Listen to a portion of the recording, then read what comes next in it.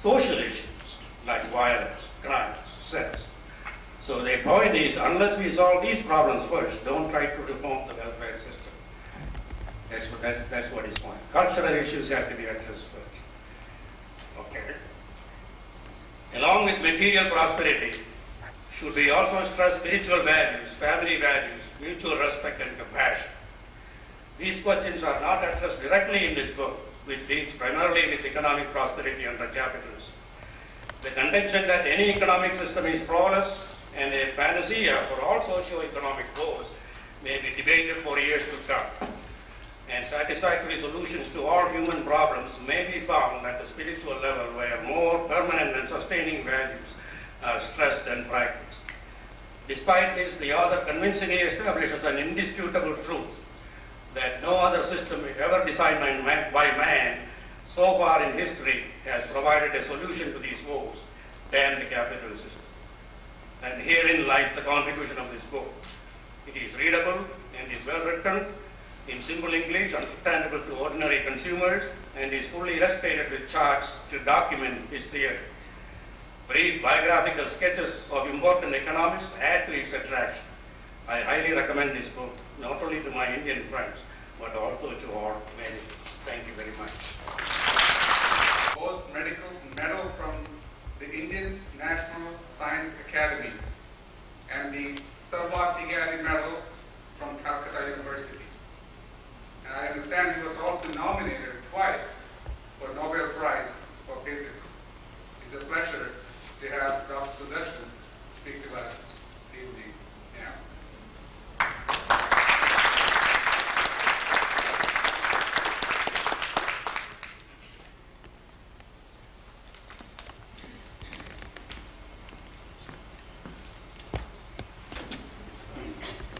Thank you very much for inviting me to come and participate in this forum, and I hope I will get other opportunities to come.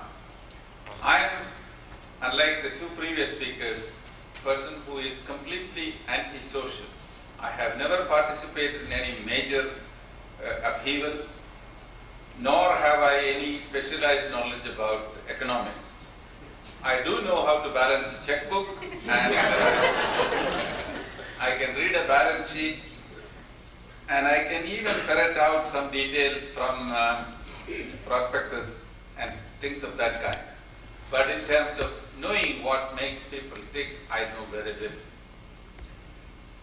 Being a physical scientist is a very hazardous thing. For one thing, of course, your world is the world. And therefore, you become very imperialistic. You believe that in fact there is only one science and everything else is a corollary. It's an annotation. I understand from my colleagues in other areas that they also have these same ideas, that economists think that they know everything. Teachers of philosophy think that, of course, everything is a branch of philosophy. And computer scientists, of course, know that the world runs on using computers. But let me tell you a little bit about what I have learned about physical science and the path of discovery and theory making and evolution or discovery of laws, to compare, first of all, to make up for my lack of knowledge about economics, and secondly, to compare it with evaluate the present book in its proper setting. Now, of course, any amount of evidence cannot change a person's mind. There is the famous story about an astronomer who was giving a lecture about cosmology and talked about the solar system, talked about the star system, galaxies and so on. And people were quite distracted by her, and eventually the person asked, why do you not agree? She said, no, I don't agree. He said, well, do you have a better theory? She says, yes. The earth is supported on the top of a turtle. He said, but what about that turtle? She said, that turtle is on top of another turtle. And if you are going to ask where that turtle is, there are turtles all the way down. So she had a flawless theory, and as far as she was concerned, she was not going to be influenced in changing anything. And of course, if the astronauts had traveled around the world, or if anybody had traveled in a jet plane, she would have said, well, you probably did not meet the turtle because the turtles were some other place. In the same sense that in physical science, the laws, we have no executive power, we have only the power to discover and delineate, advise, but not necessarily to enforce. Fortunately, physical laws don't have to be enforced, they are in full force. Anybody who disbelieves it, all one has to do is to climb up on top of a tree and let go and then see whether you can defy the law of gravity. However, things which are so evident at the present time are were not evident for many people in the past. And every now and then, of course, the theories do get expanded, enlarged, and new ideas come into the thing. And most of the technological development that we take for granted at the present time could not have been conceived of at the beginning of this century, because the physical theories which are underlying the thing were not even thought of at that particular time.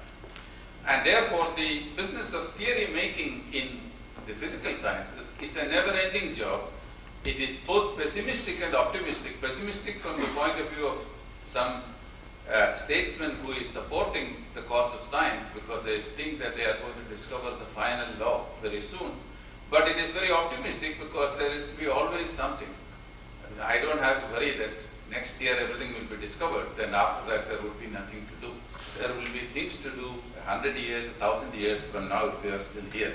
Even if we are not here, there will be things to be discovered. But how does a person participate in these theories? They participate in it by observing, analyzing, learning all they can, and then developing. And therefore, there are different kinds of scientists. There are some scientists who are great experts in very small technical areas, and they are highly valued until, of course, people will change their mind. For example, people who are connected with building the super collider, now nobody is particularly anxious to talk to them. When you get a telephone call from them, you tell your secretary that you are out. But on the other hand, there are other people who foresee certain things. They are prophets who predict what should happen in some time. Sometimes it takes 20, 30, 50 years before the ideas come. And finally, there are the great synthesizers who are able to look at a wide variety of things and then give an all-encompassing theory.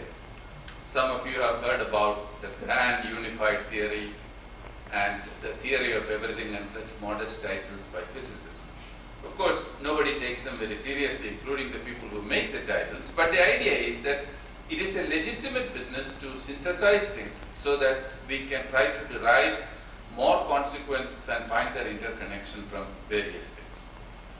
And it is said that theory making is very much like falling in love. The first time you discover a theory, you know that's the great truth. In fact, it is the greatest truth. But in course of time, you find that that was not the real truth. There was something more, and then you discover something else, and you discover something else. And you know at the very last time that you have discovered something, that was the first true thing that you have discovered. In the same sense that it seems to me that even in economics, which I don't know anything about, it must be that there are people who are great economists in special areas, but other economists who are dealing really with synthesizing areas. And in the process of synthesis, one evaluates things, and it is therefore a branch of philosophy because in some sense one is assessing what has been found in course of time by various people, putting them together and then trying to see a particular value for this one. I had earlier thought that it would be very appropriate to refer to the author as a person endowed with missionary zeal, because in some sense he is convinced of something, and like all missionaries, they are selfless, devoted, dedicated, and in some sense simplistic, because after all, if you know all the things, then of course you would not be able to pursue any particular point of view. But I think the idea of falling in love is very good, because he obviously is in love with this set of ideas, and it is a very great service that he is doing, because having brought this together, Professor Nambudripad or I could look at the thing and then say, I don't agree with this one. Even if I don't know anything about the subject, I can say this I do not agree with. But before that, I would have thought that economics, oh, that is too complicated. Devaluation, depression, elevation, all these things. God only knows what is happening. Sometimes they say if there is, the dollar goes down, it is a good thing. Sometimes they say it is a bad thing. The price of oil going up or down, who knows which is good. So, in general, one did not know about these things, but it is desirable to have all the things put in a certain fashion so that one can look at it. I was disappointed about one small thing. I do not find very much compassion in this book. There is a sort of abstract love for humanity, for large masses of people, but there is nothing really about the social safety net. Even President Reagan, who said that good people, rich people are good because they have money, did say that there was to be a social safety net, that there could not be a possibility in which we can forget about people who are unable to help themselves. It is true that if we do it systematically and in large measure, then of course, as Professor Namboodiripad mentioned, he did me a great harm because he said many things that I wanted to say. If you institutionalize helping people, then of course you create an underclass, and this is of course a very great disadvantage. I mean, we have this system at the present time in which many people on welfare find it not worth their while, in fact to their disadvantage if they go and work. If they go and work, they get money, but then of course they lose their benefits, they have to pay taxes on the thing and do various kinds of things. I also know that government regulations which are originally intended for the welfare of many can sometimes become absurd. I recently heard, to my surprise, that the US Postal Department has the right to go and inspect the mailing and the communications of any company and then fine them, saying that you did not have to send it by Federal Express. You should have sent it by ordinary mail or by some other mail. And they make the decision and not the people who pay for the thing and who have ideas to communicate. All this kind of thing obviously is a case in which we have unproductive thing in the name of principle rather than in terms of practice. So in physics as well as in economics, obviously the fruits are the proof of the success of something or the other. Interpretations may differ between one system and the other system, but it is very, very important that we should have a running dialogue about these things. And I would like to congratulate the author for having brought all these things together so that people like me could read it and even occupy you for 5 or 10 minutes talking about a subject that I know nothing about. Thank you.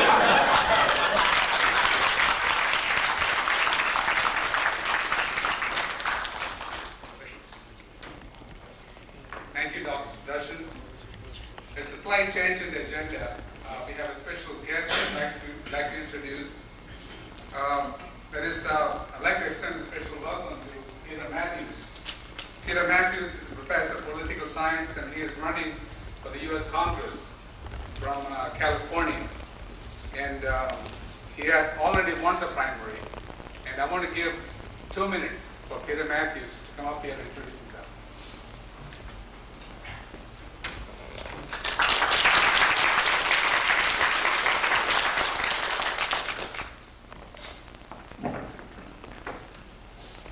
First of all, I'd like to thank the audience here, and also the author, John Matthew, who has written this stimulating work about economics, I understand, for the opportunity for me to be able to speak here about politics. Not that the two are not related, all right? Politics and economics, to me, are two sides of the same coin. And that's one reason I'm running for office. But before I get into a few of the issues, I'd like to introduce myself. My parents come from Kottayam in Kerala State.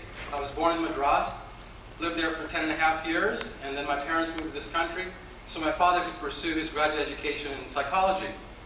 I, in fact, used to live in Texas. This is one of my favorite states because I got my college degree here in Denton, Texas, at the University of North Texas many years ago. And I'm sorry to have left here for California, but I think California's been good to me because it's given me a congressional district which can be easily won by an Indian American if we have the support of the Indian American community. The district which I'm running from is 51% Democratic and 36% Republican. It was held for 27 years by a Democrat, And last year, the Republican won it by 48%. If you haven't guessed what party I belong to, I'm a Democrat, but I believe Indians should be of no party, should be of both parties, actually. Should get together to support an Indian American candidate, regardless of party. But the seat also has about 57% people of color there. And so I think it's a great rallying point. President Kennedy called us a nation of immigrants, and he was correct about that. I say we are not only a nation of immigrants, but the Long Beach district where I live is a district of immigrants. And in fact, no more than probably a third of our population were born in another country. And that's the beauty of this whole country, and also the state of California, and also the Long Beach district where I'm running from. I teach political science, U.S. government, and international relations. And therefore, I think I bring a new added perspective to the politics of that district. But let me just say a few things very quickly. I'll make sure this isn't too much over 2 minutes here, if you could bear with me. But I am coming from a position that we must have ethical values and spiritual principles to guide our political approach. In fact, the Bible says, where there is no vision, the people perish. Where there is no vision, the people perish, which means that a society must be guided by some ethical concept, by a concept of what is good and what is bad, what is right and what is wrong, and what the good life means, and what quality of life means. And that's where I'm coming from. I do believe this great country of ours, the United States of America, has been good to many of us who've come here as immigrants, as educators, as students. And we've made a lot of money. We've also contributed a lot of money. The Indian American community puts out $18 billion a year in taxes. And yet the United States of America is at a crossroads right now. We do need to rebuild our society. Our economy is not doing so well. As you know, the recovery that is supposed to have already started has not really hit California. I think it's hit Houston a little bit, am I right? But you've still got more recovery to go and to do. I think we have to help our engineers in this country rebuild the country's infrastructure, the roads, the bridges, high-tech mass transit. Why can't we have some of our aerospace workers continue to work in the area of producing bullet trains that actually fly over the railroad tracks at 300 miles an hour? That's aerospace work, isn't it? If the trains are flying at that speed, that means we're moving along. We have to have this kind of mass transit. Why should we let Germany and Japan be the only ones to export environmental cleanup technology or build these bullet trains, electric cars? I want to see the United States economy rebuilt by going ahead and having an industrial policy. Let's employ our people and keep them working, producing things that we need. The other thing about vision, if we have the vision of a socially just society, we will not accept homelessness. We will not accept high levels of unemployment or lack of opportunity for middle-class youth to go to school. I'd like to see us reinvest in education and creating a healthcare system for all. Take, for example, that there are 30,000 Indian American doctors in this country. Why don't we have our doctors take a lead in the healthcare reform that President Clinton is putting out? In fact, I'm scheduled to speak with the President next week. On Friday, I've been invited to the White House by Doris Matsui with some healthcare Indian professionals. We're going there with doctors to let the President know what we think about the healthcare reform. As a congressman, I'll have your voice in the Congress for international medical graduates to be able to have a real hand in the healthcare reform so we can cut the bureaucracy and make tort reform a reality and make sure that doctors can bring healthcare to our patients in this country. To me, that's a socially just vision. And once we rebuild America from the bottom up, then everyone at the top will live a wonderful life as well. And people at the top will live a spiritual life and care about the rest of us as we will help them become wealthier. And this country will prosper. And I want to see every one of our Indian Americans here follow Gandhiji's teaching, or at least his particular phrase. He said, we must become the change that we wish to see in the world. We cannot just talk about it in church or in a temple. We must become the change, which means putting our lives in the political and social arena. Harvard University and received a master's degree in business administration in 1961. He manages his family's oil and gas business and serves as chairman and CEO of Strait Trading Group, Inc., which is an international trading company. He was appointed as Secretary of State by Governor William Clements in 1979 and was elected state chairman of the Republican Party in 1983. He served as member of the boards of directors of numerous civic and charitable organizations. He was named co-chairman of the Houston Economic Summit Host Committee in 1990, and is uniquely qualified to speak on capitalism and economic development. George Strait, Jr.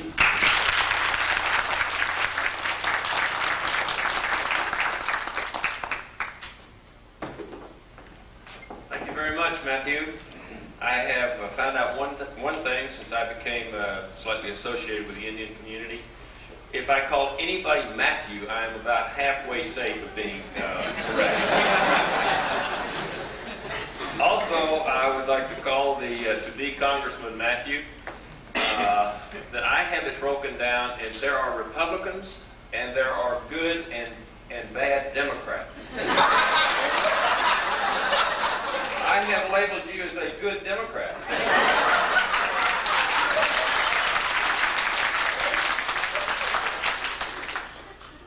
I am first of all, I'm surprised that I'm here, but I will tell you this, I'm very flattered to be here. And when John Matthew asked me to come, first of all, when he asked me to read his book, I was surprised and very, very pleased to see that type of thinking.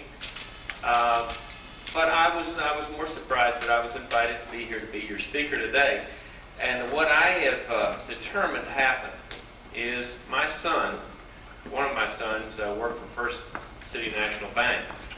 And First City National Bank was bought out when they had their severe problems by Texas Commerce Bank. And I noticed there was a merger of tellers and employees from First City National Bank in the Texas Commerce Bank, which I have been going through the lobby of for 35 years since our office is on the 33rd floor of that building. And when it was discovered by John and Linda and a few of the others in the bank lobby that my son was Steve Strake and I was the father of Steve Strake, all of a sudden I had become one of the most popular people to walk through that bank lobby because they worked with him at First City National Bank. So, John, I wanted to tell you that if this book does not make you famous, maybe the fact that you're the father of these three outstanding looking sons will someday make you famous.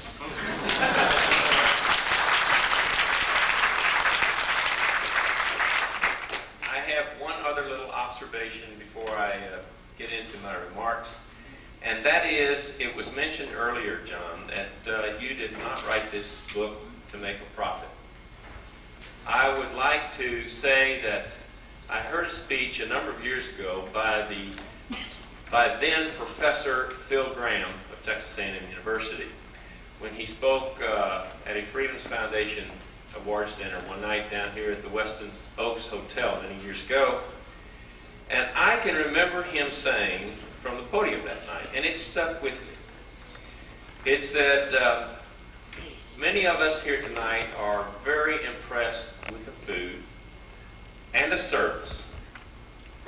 And wouldn't we like to think that the waiters and the cooks and the busboys all came out tonight because they loved each one of us so much that they wanted to give us outstanding service and outstanding food. But he said, I hate to disappoint you, but in reality, these people gave up their evening at home watching television and being with their families because they were coming here to get paid. Because they were coming here to make a profit. And he says, as a result of that personal, even call it selfish incentive, they are here tonight making our evening more beneficial. So, John, I hope that you make a huge profit out of this book. Because if you do, that means that more people in India, in the United States, and around the world will be buying the book and learning what you have to say. Because I agree with the previous gentleman who has spoken. Your book perhaps is not an answer to every question. But your book is certainly headed in the right direction. And even though it does not address a safety net per se, the safety net is providing a system by which more people can own their own businesses, create more jobs, bake more pies, feed more people, and do more good for more mankind. As I said, I am flattered to join you today to release, I think, a remarkable book, Capitalism, a Panacea for Socioeconomic Woes. by our mutual friend John Matthew. I have also come to welcome you to your relatively new home, Texas and America in particular. I understand that most of you were born in India, a fascinating land which I have learned much more about recently from today's honoree, John Matthew, who is, in my opinion, a truly remarkable writer and a great spokesman for freedom and individual responsibility. Fate, in one way or another, has brought us all here together today in Texas. I'd like to make a few observations about this state and her people. Everyone knows that Texans are truly unique people, but they must also remember that Texans consider themselves to be fiercely American. 158 years ago today, or this week, a small ragtag bunch of farmer, frontiersmen, soldiers fought an historic battle in this very county that we are in at this moment, at what is now known as the San Jacinto Battleground. As we celebrate the 158th anniversary of San Jacinto Day, it causes us to focus on Texas, the new home which many of you have chosen. 158 years ago, in 1836, 780 tough, hardy individuals took on almost 1,500 trained, more disciplined Mexican Army soldiers under the command of General Santa Anna. In a battle that lasted less than 20 minutes, the face of the North American map was drastically changed. For almost 10 years after the victory which they achieved that day, Texas existed as a sovereign republic. They were spurned by the United States. They were under constant threat from Mexico. But through this test period, a certain seed of independence and hardiness and determination was eternally planted in the hearts and the minds of every Texan, whether they fought at the Battle of San Jacinto or whether they have resided in this state since that time. In the early days of this republic, we did not demand that your mama be in Texas on the day that you were born. We simply asked that you have a burning desire for freedom, coupled with an abiding sense of individual responsibility for your own actions, and the good fortune to have moved here since your birth. We did not question that Sam Houston was born in Tennessee, or that Jim Bowie or David Crockett were born not in Texas. At the same time, we do not question in 1994 why your mamas were in India the day you were born. We simply ask of you that you bring to your new Texas home a burning desire for freedom and an abiding sense of individual responsibility for your own actions. Ever since the Republic of Texas became the state of Texas, as part of the United States of America in 1845, that sense of fierce independence has endured. It can be seen in the early day Texas cowboy, who asked only for a horse, a rope, a gun, wide open spaces, a chance to live free, and get the government out of his way. It can be seen more recently in the Texas independent oil man, who asks not for government security, but merely for a chance to risk his life savings by digging a hole in the ground in hopes of hitting oil and gas. If he were successful, he merely wanted to keep what he discovered. If he hit a dry hole, which was 9 out of 10 times, he expected no sympathy.